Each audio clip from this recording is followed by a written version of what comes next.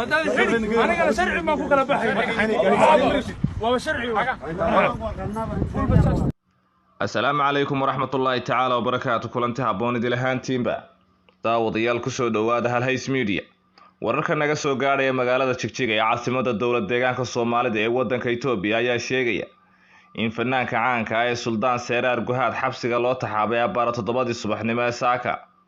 fanaanka Suldaan Seraar Guhaad ayaa waxa uu helinayay Mukhtaar Jigjiga oo isagana la xidhay ilaa iyo hadda lama oga sababta lagu xidhay fanaanka Suldaan Seraar Guhaad iyo waliba Mukhtaar Jigjiga.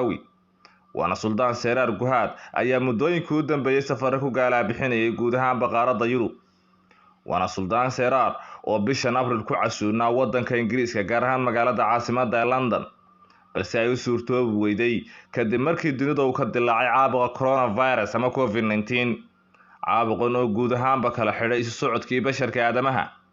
fanaanka Suldaan Seraar ilaa iyo hadda lama garanayo sababaha lagu xidhay, hayse yeeshee wararkayaga dambe ayaan idinku soo gudbin doonaa. haddaad channelkan ku cusub tahayna subscribe saar, asxaabtaadan la wadaag. وأنا محمد علي داها. سلام الله عليكم ورحمة الله تعالى وبركاته.